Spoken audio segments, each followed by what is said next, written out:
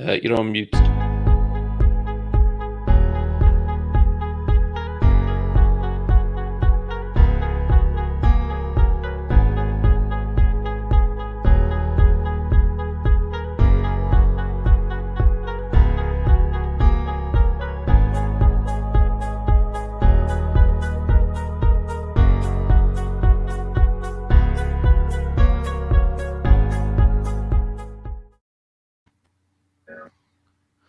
Hello, and welcome back to Midweek Gaming, episode number 43.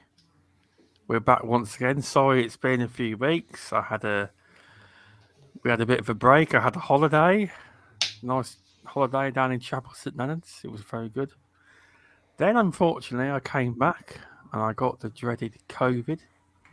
So then we were isolated, and then on this Tuesday I was allowed out into the free world again. It's weird not being allowed to come out your house. It is. I know we had a lockdown, but I was never locked down before. You know what I mean? As such, but I wasn't allowed to leave, so very weird experience that was. But glad to be back on Midweek Gaming. I am. If you'd like a cool gamer picture, please check out the Graphic Gods website, www.xboxgamerpics.com. I'm sure Jay can sort you out.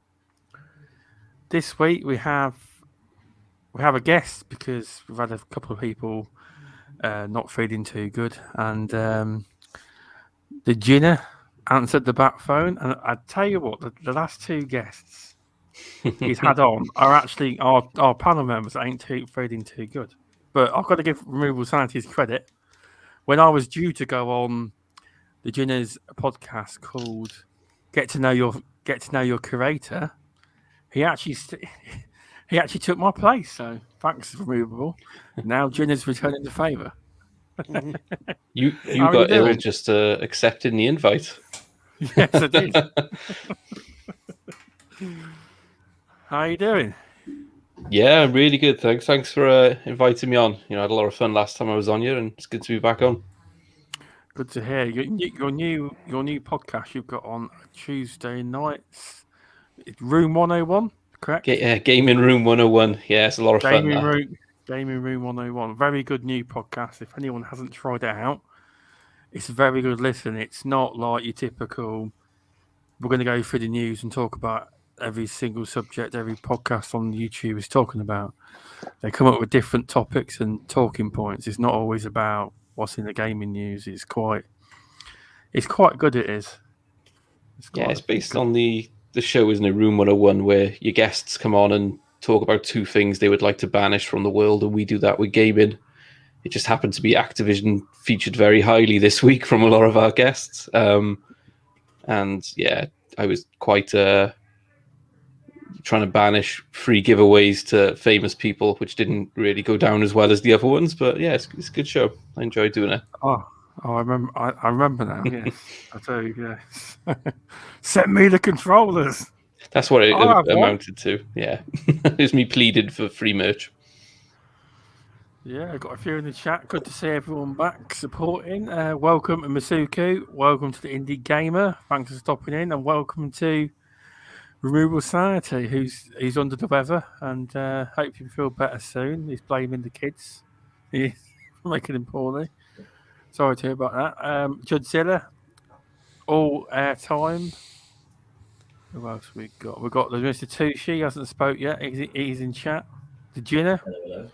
You know how it is. If you're in chat, you get mentioned.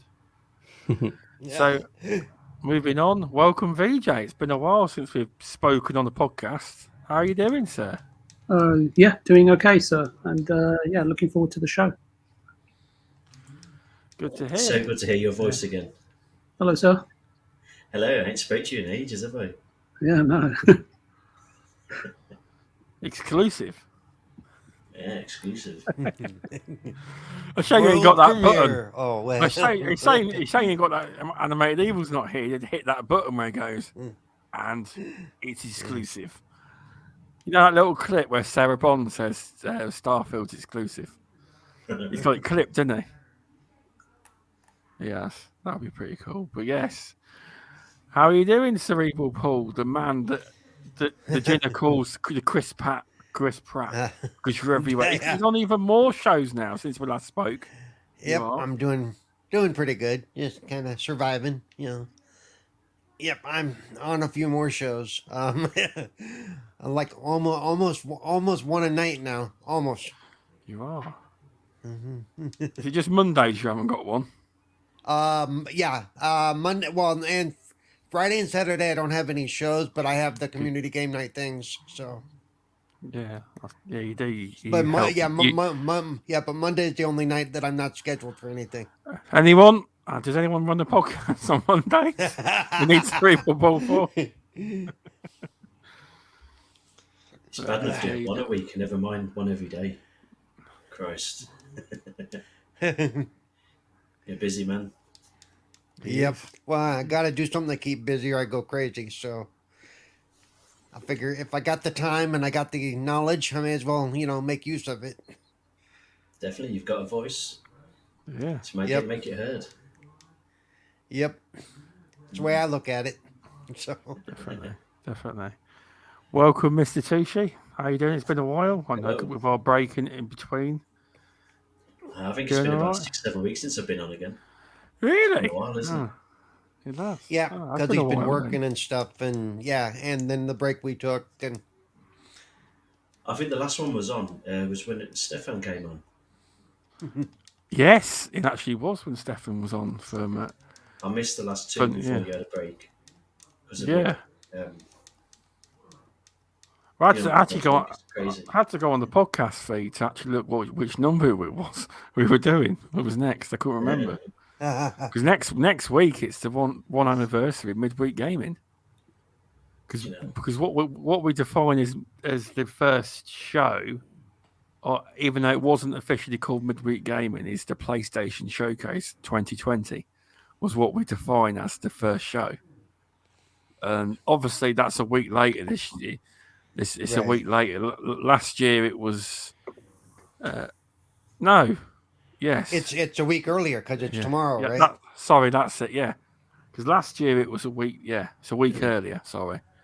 So that was quite a good show. It's buying it 1 year already. It has one year anniversary. It is next week. I don't know what I'm doing for it. I don't know. I thought he was buying us all cake. Wow. No. Mickey D's. It's really hard to I connect told us to. fucking cake tonight. What the hell? Yeah, Mickey D's for everybody. Yeah, Mickey D's for everybody else. No, I've got no space. I'm already full from dinner. Fair enough. So, I've got a few topics here. I'm going to kick off with this one. I don't know how any of you feel about this. I don't particularly play these games, but I thought it was quite an interesting one. With these two franchises, obviously you've got Tom Clancy, and you've got the Madden games, the American football games, John Madden. Which games do you think? I'm not talking about now. I'm talking about going into the future. Do you think both of these games, or just one of these games? Do you think they will last going into the future? Will they still be here in 10, 20, 30 years' time and beyond? Because obviously Tom Clancy's actually, passed away. And John Madden, I believe he's I might be wrong, he's 85. He still is alive. He is. Right. Do you believe these will carry on forever? Yes. I think I'm the only actual American here, so yeah. I think Madden's name will carry on just because it's so tied to the sport and tied to the franchise. Clancy, I'm not so sure about. I mean, because they're already starting to spread Clancy's name out into stupid shit, like the game they announced. That. Oh yeah, couldn't believe that. Even though Clancy's name is tied to the franchise isn't really tied to what Clancy was about. So I don't know that Clancy's name will be carrying on in 10, 20 years. That they'll find another name to latch it onto, or Andy McNabb. Yeah. I think the name will keep going. It's because it's a recognised franchise, and it's But the franchise is spread out to so much. See, Madden Yeah, is there is. football. Madden is football. There's no Yeah.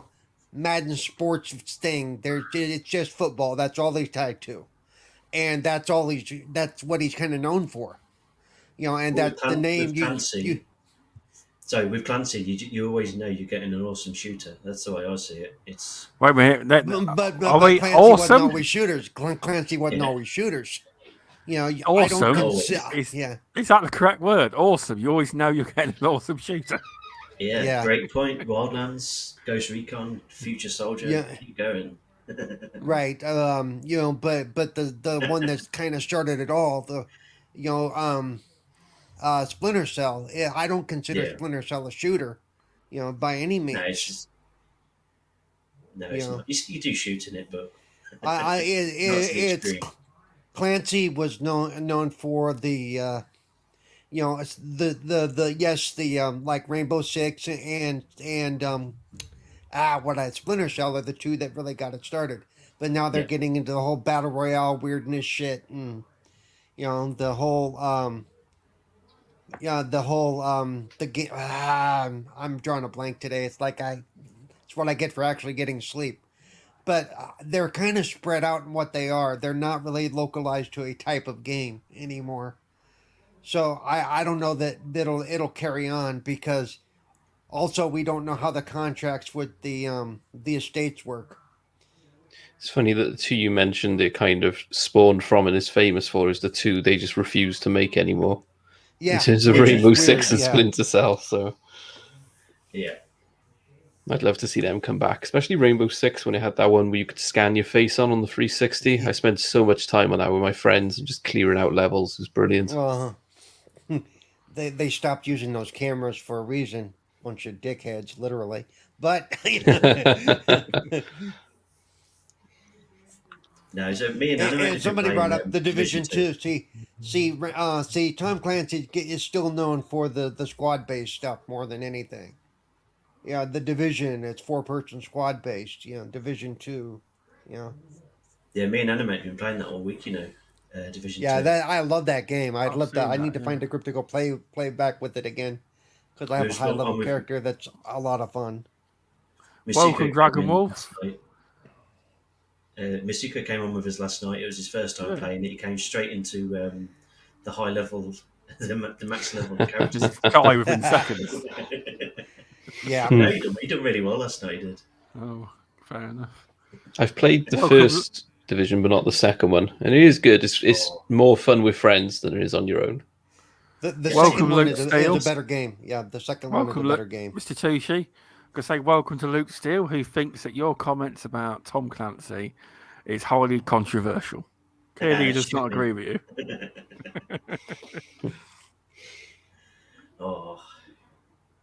I just love them games. It's like Wildlands was one of my favourite ones of them. Don't you find, though, a lot of their games are copy and paste? Every game's copy and paste. Yeah, but they specialise in it, though. They specialise in it. They do. It's like, for example, look at Spider-Man, Miles Morales, look at Halo 1, 2, 3. They're all the same, just different enemies, different, few mechanics new. Yeah. It's what you enjoy playing, what gameplay. So that's true. I love the tactical in big groups people. It's great fun. They copy and paste. You just need to keep touching them up a little bit. It's like when you see a photo that's been copy, pasted, shared around your mates 1,000 times, and it turns out like this low quality JPEG can barely read what it says. It's like Assassin's Creed has turned into for me. A lot of people said that. It. Yeah. But See, remove those comments. Assassin's Creed needs to get back to its roots. Assassin's Creed needs to get back to its roots and actually 10 to 12 hours. That's what I want to see. Bring back the assassin. Gears of... I don't care about I don't care about the whole 10 to 12 hours thing so much as I care about the fact that he hasn't been an assassin for many games. Yeah. They need to get back to the stealthy, don't get caught here's your wrist blades, go have some fun. Well, it's supposed to be that. That's what it's supposed to be. Yeah. Yeah, it hadn't been that in a while. It hadn't been It's that in a something while. he's got lost on his way. He can't be bothered Right. anymore. Right. I think we should kick Indie Gamer. He just said Wildlands was bland. Where's that fucking mute button? Which one was first? Which one was the first open world one they did? Was that Wildlands or? Because it was the two, wasn't it? Was the one in the jungles. Then they went Breakpoint. Well, yeah, then Division 2 and so on. Breakpoint was awful. Wildlands was good fun. Brilliant. I played a lot of that with my mates. I get the two confused though because I bought them both, and I know the one of them we played once or twice, and we were like, "Yeah, this is awful. We're not going back to this one." Well, what's funny is I like both of them, but for different reasons. And it just it is what it is. Yeah. With Breakpoint, when it came out, it was a bit dicey because I was used to Wildlands because I used to play it every day. But then I went on to Breakpoint. I didn't like it the first couple of days playing it, but then I got into it. I really enjoyed it. I completed the game, but I've gone back on recently with Animated because he's just got the game, and I feel like I've come back to like 25% in because there's that much content being added. Oh, shots fired for the Indie Gamer. Wildlands had more in common with GTA than Ghost Recon. Yeah. Oh. Ouch. He chose violence today, didn't he? He's like, I'm going in there and I'm just gonna disagree with Mr. Tushi as much as I can. Dragon, I've done the same. I got 1,000 all the achievements in Wildlands. Breakpoint is just as good as Wildlands once you get used to the new mechanics. I think I just needed to go back and play it more. Clearly, yeah. I loved the first one. The first one was great. I gotta say, I love flying around in the helicopters. Yeah. Yeah. We used to give me the helicopter with the rockets and have a lot of fun.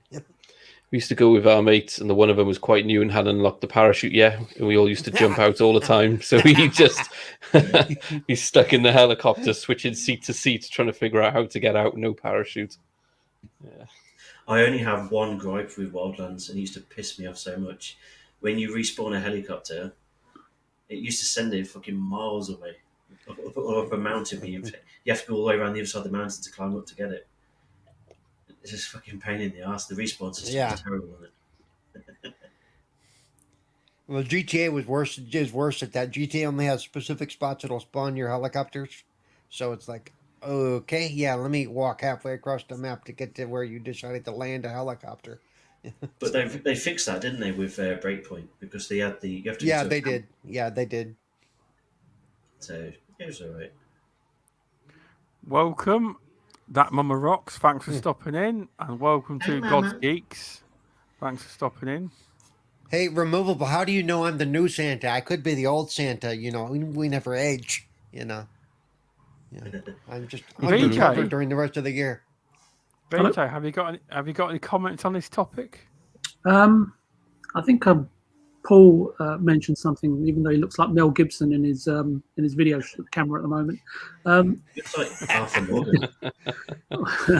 I think when you look at sports organizations and the billions of dollars, right, generated by these franchises, and it's not just the NBA, the NFL, it's even FIFA or even the Premiership, right? Given the TV money that Premiership clubs split between them every so often, and the reason why they remain established for now, at least, is because it's just the nature of sport, right? As it stands today, and it's going to remain indefinitely, especially since when you think about it, your parents, your friends or guardians or peer pressure or whatever, they all feel it's a duty to teach you or your children, not just only like what's your identity, where you're from and, what tribe you belong to, etc., but also what football team you should support, right, and remain loyal to, right? Otherwise, it's like sort of sacrilege. And it's happening right now, right, in people's homes, streets, towns, districts, cities, regions, or, and all the way up to, and if that all fails, make sure you support your country rather than other people, right?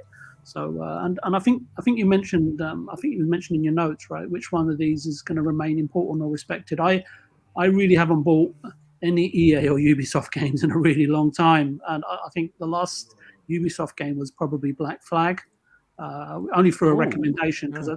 because I thought it was a good game. And I think for EA, my goodness, I think, let me have a think now. I think the last few games that I really enjoyed from EA was probably BioWare's Mass Effect and now defunct Visceral Games, right? I think it was Dead Space 2. I started off playing that franchise, and both studios were acquired and brought under, the production and publishing umbrella of EA. So, and I kind of was trying to think about, what does sort of, stand the test of time mean? It means, well, by definition, from when I looked it up, was just important and respected. And I don't personally think that EA or Ubisoft are particularly respected, right, in the gaming industry, right? They have specific licenses or popular franchises, right, that people are still prepared to pay for and buy, right? So I guess I'm with Paul, right, in the sense that the NFL and Madden franchise, and because I'm in the US now, I'm not American, but I'm probably pseudo-American. It brings in something, and it brings in 12 billion in revenue. Now, that's including licensing off to EA and the number of games it sells. But sorry, what was the other franchise? I've forgotten now already. See, that's how poorly I remember those titles. Yeah, Ghost Recon, Tom Clancy. Yeah, I mean, is his. You've got to look at it like this way: is his estate bringing in those sort of numbers annually? I don't think so. Perhaps just a fraction, right? And you can sort of point to the fact that sports franchises, and I think other than PGA, I can't think of the other ones, but most of them are tied up with EA right at this moment in time, and I think these people are just programmed into purchasing John Madden or FIFA, like Mr. Tushi was saying. I don't know who said it was cut and paste. And unfortunately, to a degree, those games are, right? No one's really sort of pushing the boundaries, right, in terms of how good those games could be, right? And exactly. It's like, and for me, I think that's why I kind of just think that the question in itself is kind of incredulous and most definitely reaching, right? I think we could all name franchises that have stood the test of time so far. And for me, that's a better question and a harder one to achieve or claim to achieve, right? Especially franchises that, given them, over a period of time that improve, right? Depending on the console that's being introduced, whether it's technology innovation, or whether someone's reinventing, or evolving a specific franchise or even license. And for me, it's like Spider-Man, Zelda, God of War, Mario, Final Fantasy, Resident Evil, Forza, even. And I'm sure the audience in the chat have probably got plenty that they could pull out of the woodwork and say, this is, for me, whether it's a franchise, even a single game, right, that stands the test of time. So yeah, I kind of don't feel like the question's really, I don't know, relevant to those two publishers. But anyway, that's just my opinion. Yep. Real quick, I remembered something I mentioned in our chat, and I think it holds true. Is one of the reasons that, like, Madden is forever associated with football. Tiger Woods would still be associated with the PGA Golf franchise, but for the drama that he had a few years back, and that's when they pulled his likeness and his name off of the franchise. And they tried to put Rory McIlroy in there, but he didn't have the name draw that Tiger Woods did. If it wasn't for all the drama that happened back then, we would still have a Tiger Woods golf franchise, not just a PGA Tour, whatever. I would agree with that, and it's like that's probably why as well. There isn't a big boxing game anymore. Who's your big draw now? There's no big superstars anymore, is there? You know what I mean? You can't put Floyd on there, can you? There's no big big people pull you in. Right? There's no big name draw that everybody goes, hey, when I think of football, I think of that. Because for a while there it was, when you thought of golf, Tiger was the first name that came to mind. I think with boxing it's hard as well, isn't it? With there's no, when you buy the rights to FIFA or Madden or something, American football, they've normally signed contracts for image rights, and they're under one organization. Like FIFA owns all the football, so you get all the players, all the images. Whereas with boxing, they all just kind of do their own thing and they move between organizations, sign their contracts. So I know there's that new boxing game coming out soon where they've had to sign each fighter individually, and they're announcing like each week or two a new fighter who's agreed to be on there. So it makes it a lot more difficult to get boxers on board. Mm-hmm. Saying that, I'm probably wrong there because as War Stew said, I'm actually probably wrong there. Tyson Fury could be on the box. Yeah, you've got Canelo as well. Everybody knows who Tyson is, yeah. I think somebody mentioned, I forget where somebody mentioned it, but yeah, Tyson, if he starts to lose the fight, he tries to bite your ear off. That's an achievement, No, I think we're talking about the wrong Tyson here. That's Mike. That's Mike. That's Mike Tyson. Yeah, Tyson Fury's the Gypsy King. I don't know about that crap. Yeah, I don't know about that crap. No, but he's the heavyweight who fought Deontay Wilder. But that's the thing too. Is you'll notice that, like you said, no boxing, and even with the mixed martial arts stuff, there's no one single name that's tied to that sport. Oh, there's a gobbly little shot with ginger hair. His name's fucking what's his name? McGregor. McGregor. There is. Yeah. Seems to win a lot though, doesn't he? He must be hard. Did he just get his ass kicked anyway? Yeah. Did he? Oh, did he? I don't follow He used to win a lot, and then he kind of kept retiring, and then coming back, and then he did the boxing for a while, and then he came back again, and he goes first fight in, he tries to fight the best instead of doing warm-up fights and gets his ass kicked. I'm waiting for Logan Paul to try to throw his name on something, boxing, mixed martial arts, whatever, Oh, yeah. It's funny, it's really bad in this state where legitimate boxers get paid less than Logan Paul to go and do a fight on TV, and they get millions, and they get nothing compared to what they get. It's a crazy time, though, isn't it, when that happens? Mr. Tushi looks like he's in a stripper cubicle down in some Sweden Soho one, doesn't I know. The way it keeps changing color, too. It's like, wow. Yeah. Changing color. Sorry, Mr. Stubbs. Also, Lady Foxfire in the chat is correct. Tyson Fury was named after Mike Tyson. Yeah. Probably. Yeah, that's probably right then. Now I'm in the red room. There's an Easter egg in the picture. Can you see it? Oh, what? I thought it might be in the Blue Oyster Bar. Welcome to Redders. Welcome to Redders TV. Thanks for stopping, and welcome to Lady Foxfire. I really appreciate you stopping in. I do. Yeah, there's something sitting on top of my rotating fan. If you can see it, I can see something. I won't bring it for a close-up. Apparently, his real name's Luke Fury. Apparently, he's got a wrestling name. Then he's changed it. But no, apparently, War Stew was saying apparently Conor McGregor's lost 2 in a row now to like an average fighter. Poirier's lost 2, hasn't he? Damn. He's quite. I wouldn't call him average. I think he's quite a good fighter. But I don't really know. Yeah. He don't need to fight anymore. Bloke's a multi-millionaire now. You know what I mean? He's recently bought that pub. I remember he got in trouble for punching an old man. He bought it, didn't he? He revamped it. Yeah. He bought it and barred the guy. Yeah. Did he? Classy touch, yeah. He bought it just to bar it? Wow. I don't know if it was just for that, but he has bought it and then he barred the old man that he hit and didn't knock over. So, yeah, he's not allowed there anymore. Wow. Okay, fair enough. That's awesome. Fair enough. Next topic? Yep, very, very. That's it. We always get distracted at midweek gaming. It wouldn't be the same. So here's a question. It's probably, I don't know if any of you lot can answer it. So obviously with the whole controversy of what's shockingly happened at Activision, which shouldn't really be that shocking. Obviously everyone was all high on the fact, let's boycott Activision. Yeah, I'm done.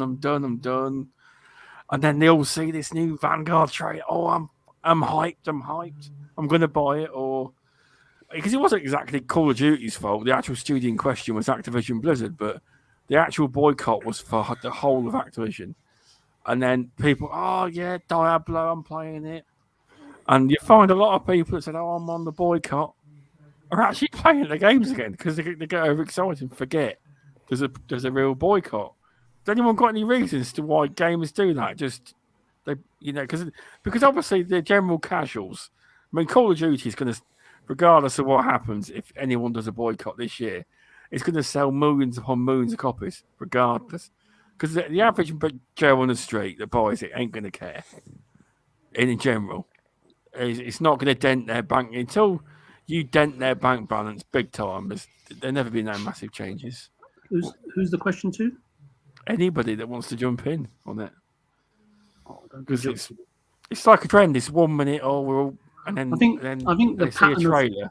I think it's not just to video games, is it? Right? I mean, if you just look at the pattern of people, is that regardless of what may pique your interest or approval or disapproval today, you can easily be molested by your thoughts, right? Emotions and popular external opinion. You're going to shift if you identify with something and that contradicts what you believed in the previous moment or day, especially if you're looking for an opportunity to get out of whatever it is you committed to the day before. And it's happening more and more. And look, regardless of what Activision have been doing recently or in the press for recently, we've known for so long that Bobby Kotick is not entirely a person you could trust to have your six, right? Unless there's something in it for him, right? And look, I'm not questioning his acumen, intellect, or even his arrogance, right? Rather, how he deploys all of that power whilst in a really privileged position of power, you could say, right? And like how much good he could do, right? Given the foundation that he's got, and what he could do within that company to help sort of consecrate and nurture people in a different way. And very differently in terms of what's come out allegedly, right, in the press. I don't know if it's all true or not, because I really haven't paid that much attention, so maybe someone else can sort of attest to that. But it's his choice, right? I'm just pointing out, I'm not saying that he should or shouldn't do something, because that would be just far too impertinent of me, but it's just pointing to what the possible alternatives are, right, given what he's achieved so far, right? And you have to understand the US and even the UK to a large degree, right? It's a capital beast, right? America is, and it's a poster child for the rest of the world. And it can't be tamed, right? And people talk about China. It's just as well. It's becoming just as capitalist, right? To a degree, until the government walks in, right, and takes your company over. And it's happening to so many, right? Oh, it does. It's a big thing now. And America was never founded as a country, right, but as a company. But they never teach you that in the American educational system. I was lucky because when I was at college in London, I took American history as one of my college subjects, and I actually had an American tutor until I was kicked out. But no, not really. MI5 was recruiting youngsters at the time. But let me say this though: America is a really great place to live, and I've been here for quite a number of years, and it's not perfect by any stretch of the imagination, but there are far worse economical, subjugated and lawless places right across the world, right? And we see it nearly pretty much every day. And thank God we're not having to live there. And you only have to look across to places like Hong Kong and the tension that's sort of arising over in Taiwan. And we've always sort of talk about on this show, right, in terms of people and gamers in general are quite fickle, and you may or may not decide to boycott something, right? It's your choice. And you can say a lot of people, may not agree with how a corporation operates, and it doesn't matter which gaming company it is, right? They all air their dirty laundry at some point or another, right? Via Jason Schreier or whoever else, right? But certain games and traditions like Call of Duty, which it is, right? So for as far as back as I can remember now, right? And habits and attachments, they're difficult to break, right? Since games do something most other pastimes can't achieve now, and that's engage people's imaginations, right? Otherwise, you leave someone alone with no phone, no TV, no books, no console, right? And they pretty much give it 24 hours and they'll go insane. And that's just the nature of the public these days, right? And casting sort of aside like issues of a corporation impinging on the safety and rights of employees, right? And you can quite easily sort of justify it in your own mind and place that issue or workload, right, in someone else's plate to solve, like the authorities perhaps, right?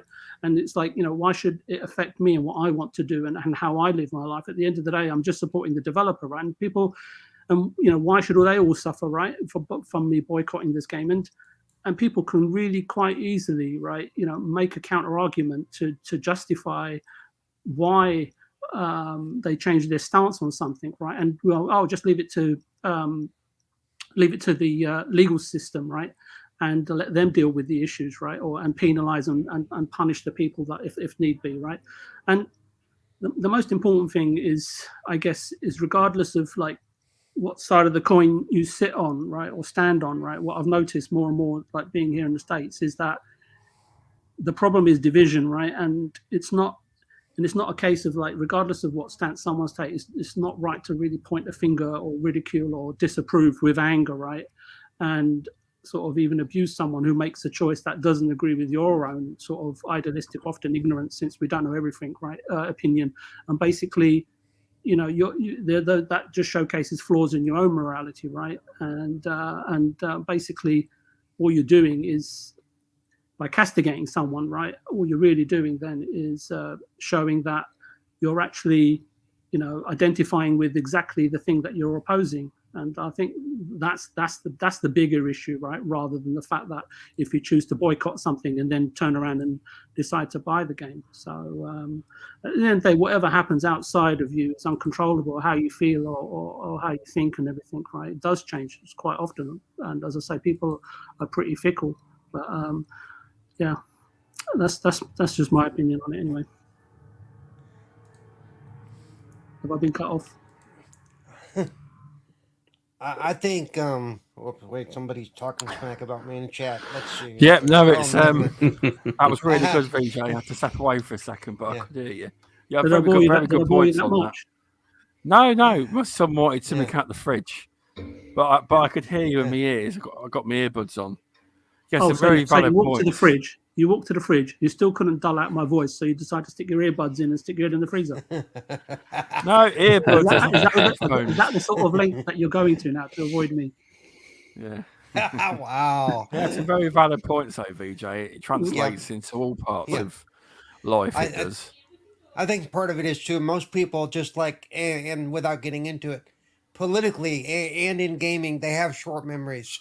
You could be screwed over by somebody really bad. I'm never going to do that. And then, 6 months later, 9 months later, when the election time rolls around, you vote for him anyway, because that's your guy. It's same in gaming. People don't tend to remember what they boycotted and why, months down the road. And I think it also has to do with, like, with me, I can keep track of everything that Activision is publishing. But like something came up last week with Tripwire.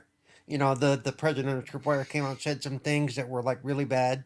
And I was like, you know what? I'm not going to buy the add-on for Maneater as much as I love the game unless something changes. And it's easier to remember like 2 or 3 games and go, yeah, I'm not going to support those games than it is to remember an entire company. Yeah. Lucky for me, Tripwire came out and said he's gone now. I said, cool. Now I can buy the add-on at some point. But I was totally willing to stick by that and go, I'm not going to support the game or the company unless something changes. I think the majority of gamers aren't on Twitter, are they? So the majority of them aren't going to see all this stuff that's going on with Activision. So they're just going to go out in their droves and buy the new Call of Duty like they do every year. They delayed announcing the name. They didn't show the game for as long as possible. And then when they did finally show it, they didn't put Activision on any of the press release and the trailer they showed. They wanted to distance themselves from it as far as they could.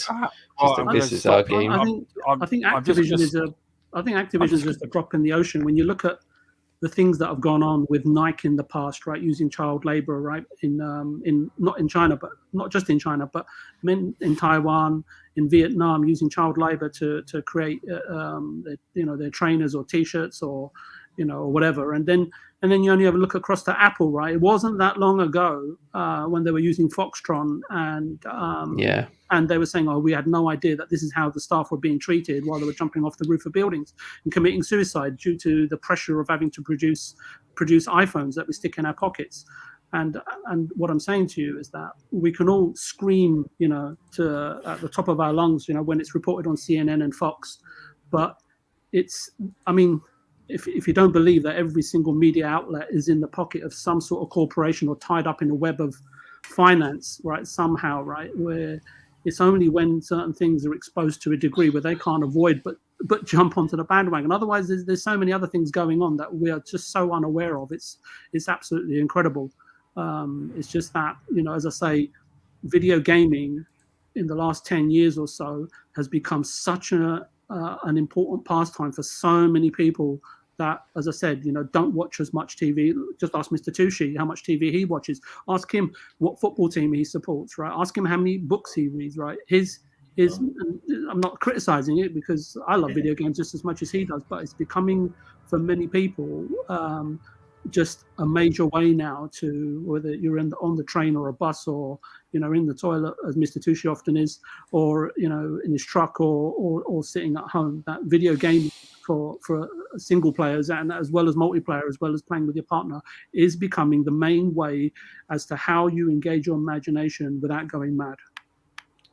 I think the influencers as well, they were all set to boycott it for at least a day until they realized some of the other ones weren't boycotting it, and they were then getting all the views, so they had to go back and play it, otherwise they're missing out. So I will pull you up on one comment you made, Ginna, because I thought what you did.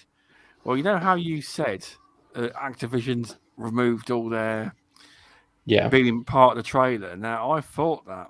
Well, go back to last year's trailer and go and look. Activision got removed last year.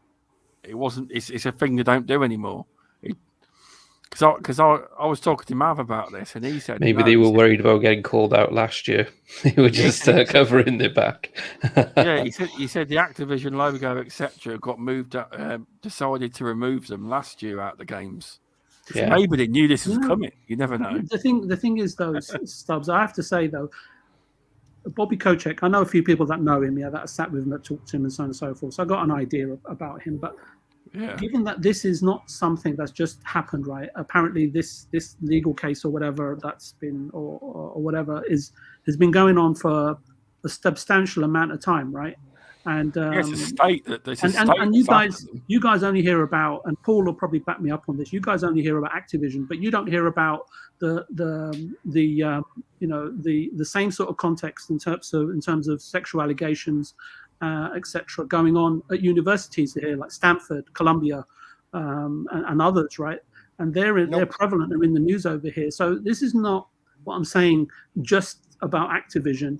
It's about something that's happening across the board in many, many industries across the US. I don't know about the rest of Europe. I'm just because I'm here. I can only talk about here and what I'm hearing and reading. And you can't tell me that something that has been sort of a case has been put together for events that have gone on for a number of years. You cannot tell me that the management at Activision can turn around and say, we just didn't know, because I'm sorry, that's just not a plausible deniability that they can hang their legal the legal case or legal position or president on. It's ignorance is not an excuse in this case, because they're just such a huge company, and some of the things else that are allegedly going on. You've got to be completely foolish to think that they didn't know, because they absolutely knew what was going on. Sadly, and a lot of people just don't care until it affects them or somebody they know. They just don't care. Yeah. So I've never boycotted any game company for anything really before. If I see a game I like, I'll play it. I know you shouldn't, but not all the devs should be. What do you call it? Why should they cripple the game for the guys? Some guys have worked there really hard. Yeah, you're saying that basically they shouldn't be smeared by somebody else's mistake, and they shouldn't be penalised. Right. Yeah. And that is the hard part. You end up penalising a whole company or a bunch of employees that have nothing to do with what's going on. And should they lose their jobs because there's of stuff they had no control or actual knowledge of? It's really a hard thing to do. It's like when everybody talks about, let's boycott Walmart. Okay, so you're going to boycott Walmart. Happens, and all the things that are cried for all the time is to boycott these big companies that that employ hundreds of millions of people. Yep. It's difficult. So you wanna hurt the big guys, but in doing that, you're going to destroy the small guys. Yeah. Oh, VJ, what was the three questions you asked? One was a book, TV, and what was the other one? Book, Football club. TV, mobile phones. If you take those three things away and your gaming console away from you, you'd go insane. Most people would. I mean, what's the first thing that 99%, well, 90%, I don't have a mobile phone, but I was giving the answer away now, haven't I? What's the first thing that most people do when they wake up in the morning? Check their messages, right? Not me, but whatever. Yeah, you know what I mean, Paul, right? Yeah, I It's know. like, That's not fair either. The first thing I do is I do get online. The first thing I do is I kick the computer on. rather than look at the most complex machinery in the whole world, right, which is the physical human body and the mind, right, the first thing they do is grab the technology that they can, right, and just to connect with the outside world. Well, to me, wouldn't that be the equivalent of when people used to wake up and the first thing they do is go get the morning paper? I don't know. I used to milk a cow. I'm an old I just man, want so I just want to answer them questions. That's how we used to catch up with the news from the day before. You'd grab the paper and read up and see what was going on. Yep. Are you taking a shit? Well, yeah, I was doing what Removable Sanity said in chat. Yeah. Oh yeah. Most podcasters please. have a poo before they go on air. You I know that, you do now. I didn't know this. I'll be back now. Really? Didn't you? Didn't know that. There we go. Learn something new every day. Take the camera with you to go on stream. That's Twitch, isn't it? To VJ Tushi. I'm sorry? I just wanted to give the three answers to the three questions about if you said, do I watch TV? Well, it's no. The last book I read was The Twits in primary school, I think it was. Oh my goodness, mine was Roger Red Hat. What football team do you support? I don't watch any sport at all. There you go. Right. I've never watched a football game in my whole life. There you go. There you go. I thought he was going to put FIFA on for a community game night for 22 players. I've got every FIFA game going because my game share partner buys them. But I've had a quick go on them, but I can't get into them. They're not my cup of tea, if you know what I mean. They're kind of a Yorkshire tea instead of a PG Tips. Oh, Yorkshire tea is much better than PG Tips, I have to say. Okay, I'm heading off the show now. I'll catch you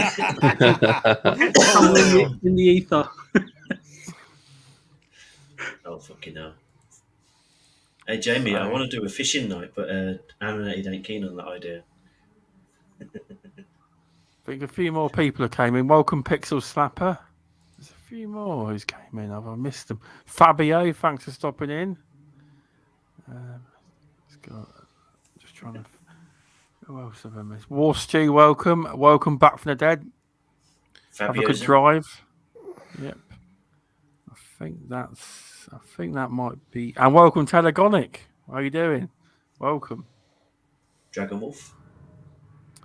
Right, I've also read his TV. Welcome. Thanks for the hint there, Indie Gamer. So the next topic is something we've been away for a while. I know you probably all hate talking, probably all listen to this all over and over. We don't have to talk about it if you want to. It's a what if question.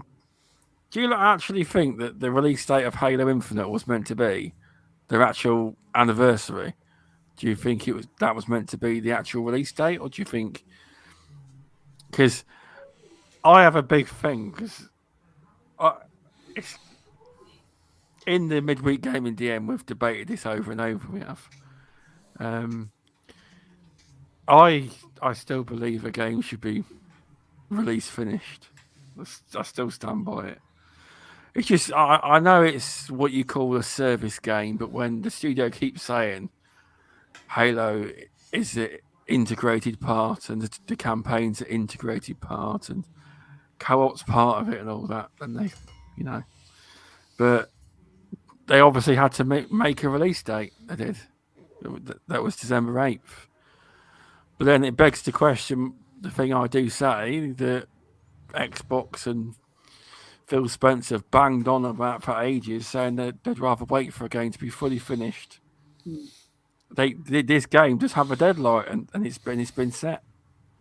Do you think? I mean, obviously, I would imagine that they wanted it to come out on the Halo anniversary. Who wouldn't? You know. Do you reckon that was what it was initially? Who's the question to? Sorry. Anybody that wants to answer. I'm gonna go grab a cup of tea if that's okay, Mr. Stubbs, and I'll try to catch the tail end of the conversation. Yeah. They wanted it out last year, didn't they? So I don't think they were aiming for the anniversary, but then when it became clear that, it definitely wasn't going to be ready in time and they gave it an extra year, then they probably thought, we'll try tie it in with the anniversary. But did they? Did they really want it out last year? I know they bought the monster deals and everything out, but did they really want it out? Or I think 343 seemed confident they were going to do it. I don't know how. They say a lot. Yeah, they say a lot. They say a lot of things. Well, see, we don't have enough information for what happened last year. We really don't. Yeah. We don't know what changed between last year and this year. To say that they may have very well intended to last year, and then shit happens, and everybody's screaming, well, leadership, well, what we saw, it wasn't ready. Well, what we saw was the alpha release, and we don't know why it was so delayed. We don't know what's changed, what they decided to redo since they had a whole nother year. So I don't like. What's that? They've done very well in that year. That's what I'm saying. They have, but we really don't know, what they started with compared to where they're ending up, that kind of thing. We're missing a lot of information. All we get on the podcast is a bunch of, here's what I think, and and most people are, to be honest, talking out of their ass, Yeah, it's because 343 over the years of handling Halo haven't handled Halo the best. MCC was an absolute atrocity. It was broken for years. That's what people look at. That's the problem. Do you know what I mean? They haven't got a lot. They haven't got a lot of games to look good at. That's the problem. Well, again, I agree to disagree on this. MCC. MCC was a major undertaking. Yeah. Oh, I agree. It was too ambitious, and I truly believe that Halo Infinite is far too ambitious for what they can actually do. But fair play to them. It's a big, massive project. The thing is with the MCC, what's so complicated is there's 15 years worth of Halo games in there. They're all different engines, different designs, different everything, and it's all been put into one game to work as one. It's going to be fucking hard to sort that out if you think about it. Right. And it weren't developed by them either. It was all somebody else's work. Oh, well, Bungie. All the Bungie's games, didn't they? I can't wait to play it. Everyone's raving about the multiplayer they got to try. I was upset when they first said about the campaign not being co-op at launch, but now I just want to play it. So. And just like the co-op at launch, and just like the anniversary date, maybe they had every intention of having it out by then, but shit happens. Yeah. Okay. You can have all the deadlines you want, but shit happens. Brand new engine built from the ground up. That's what messed them up. That was they worked on a game for years and years and thought, we're going to build a new engine now. It's halfway through, isn't it? I really don't understand the logic to it. I don't get it. Because they finally got their hands on the technology that would become the Series X, and they want to use every bit of that they can. I suggest the Unreal Engine. That's the best thing ever. The Unreal Engine can't be beaten, and obviously, until they prove to us that their games are better than Gears in graphical fidelity. But even the new Unreal Engine is out. Even the new Unreal Engine is out. So I mean, I agree with that. One of the things Pixel Slapper said is if Infinite offered the same co-op on the Xbox Warp Back. Come on, there's more to respect. So I don't know if they're saying that that's what they should do to make it easier. Because I think one of the things about this whole open world is, you had State of Decay, was it, where you had to stay within a certain perimeter or it start dragging you. The OG the Halos. The rubber banding is awful in State of with Decay. Halo 1 and 2, if you stepped too far away, it would warp you when you hit a certain checkpoint. And if they did that on Infinite, I know I'd be happy with it because it'd keep you all together and moving in the right direction. But are they trying not to do that, and that's what's causing issues? I don't know. But... Did you hear about the issues what they had with the co-op? No. The issue was to do with respawning. Say if you're in like a battle or something, the respawn would send you too far away, and because you either had to drive back to the battle, or the other issue was it'd respawn you straight back in the middle of the battle. You'd pretty much die instantly. They couldn't balance it out. That's not good. That's not good. Apparently, that was the issue they had. They had a problem with the respawn. To answer people a while ago. Yeah, what I said earlier was probably wrong. I understand why they built a new engine. Obviously, they don't want to be paying for.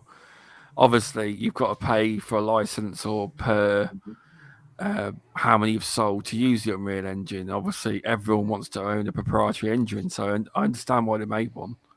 Just that they probably should have thought about that at the start of the game. That's all. Yeah, it's a bit late, wasn't it? Yeah. But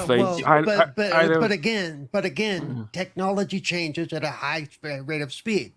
Okay, you need to understand that. Okay, I mean, for as much as they work on the new engine, there's already stuff working on the engine after that, and the engine after that. You know, it's and since I think part of it was since they said, well, we're going to buy ourselves a whole another year, let's do this also. You know. Yeah, because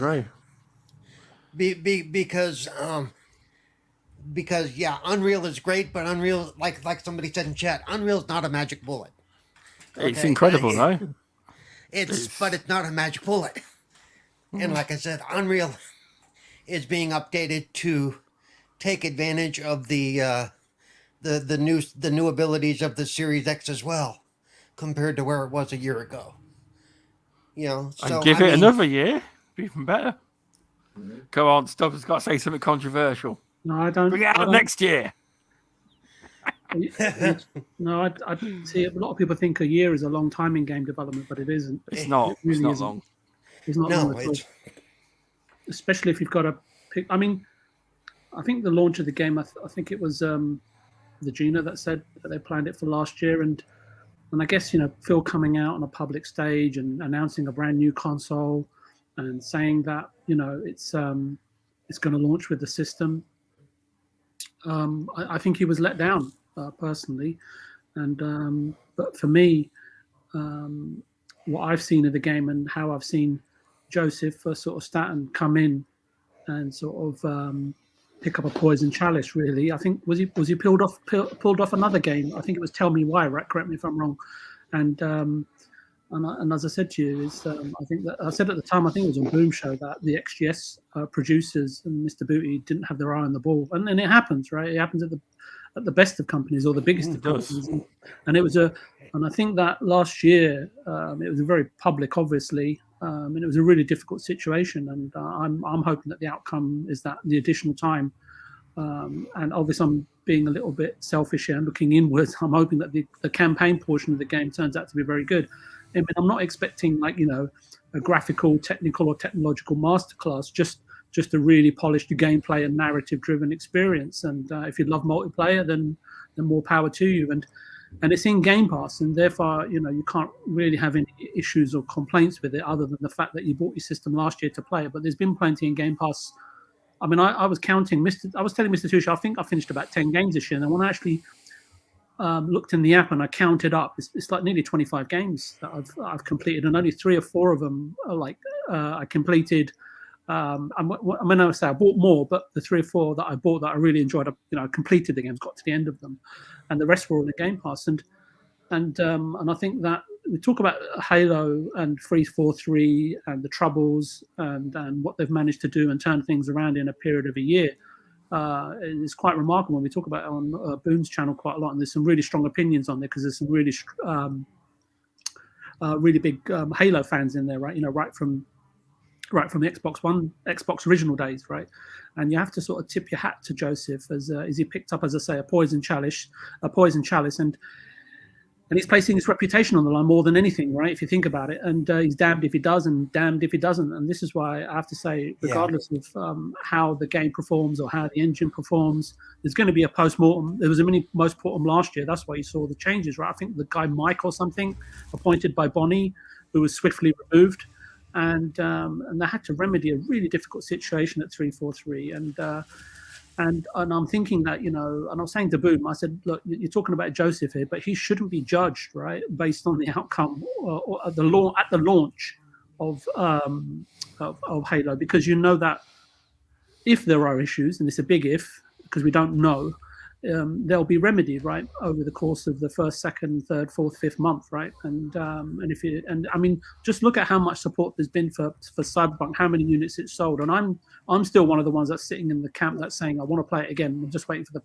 the next gen patch to come, which is going to be almost a year if it hits this year, unless like you said, Mr. Stubbs, it hits next year, and I'm thinking that after this game ships.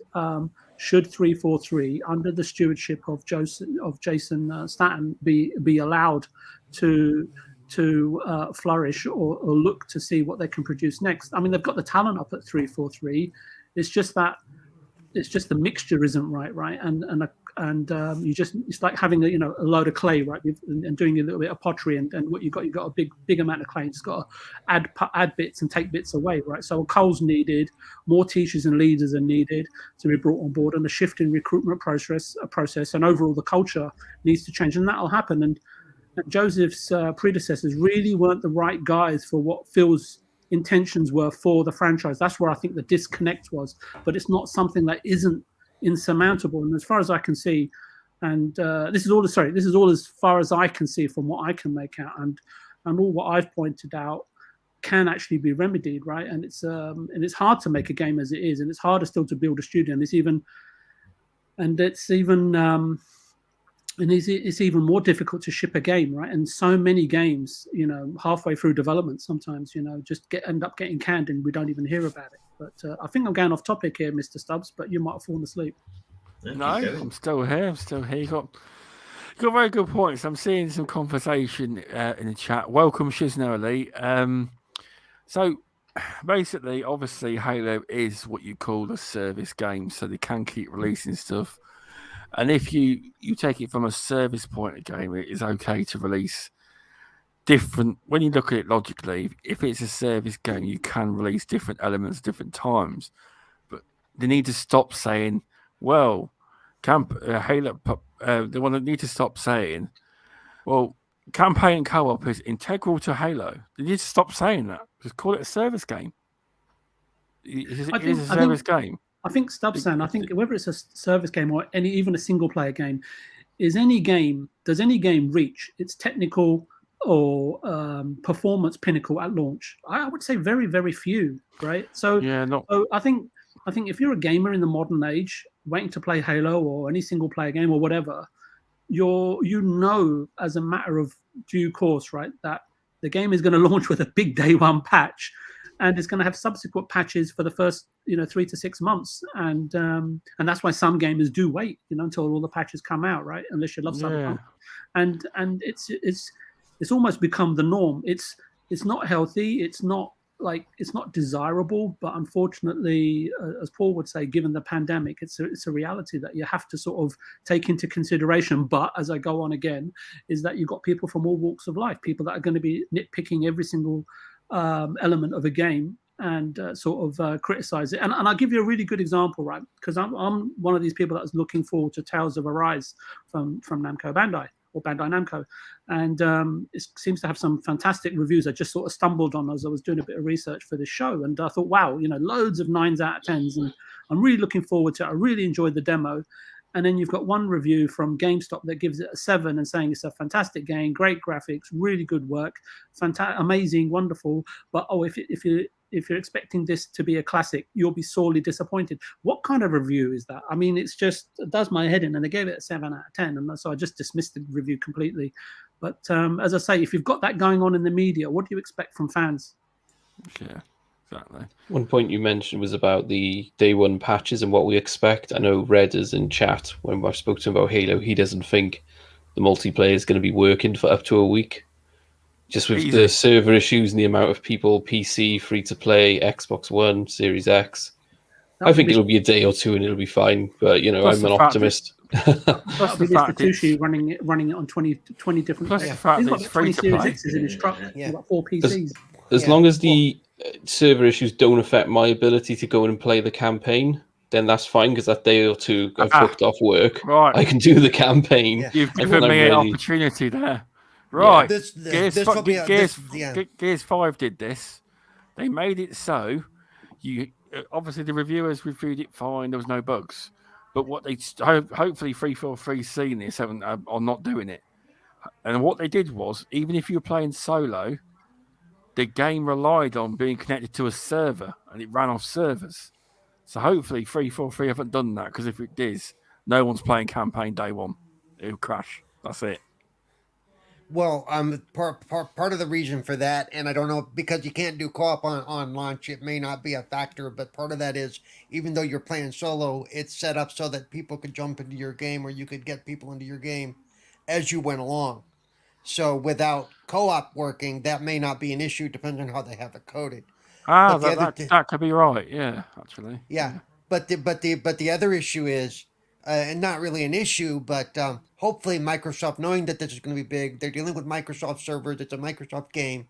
Hopefully they'll be more prepared for this than, say, Wreckfest was, or other games that have these major server lockdowns, because it's usually not the servers themselves. It's the gateways to get to the servers that have that bog down.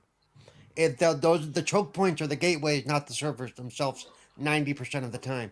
Like with Outriders, it was Square's need to sign in, wasn't it, that locked people out, as opposed to the actual game servers. Yep. I got just one quick announcement. Timmy! It's Timmy! He's in. Welcome, Jago. How you doing? Good to see you. The choke point with Microsoft servers is almost 99% of the time it's the gateways to get into the services. Whether those are going to be able to withstand the pull or not, we'll see.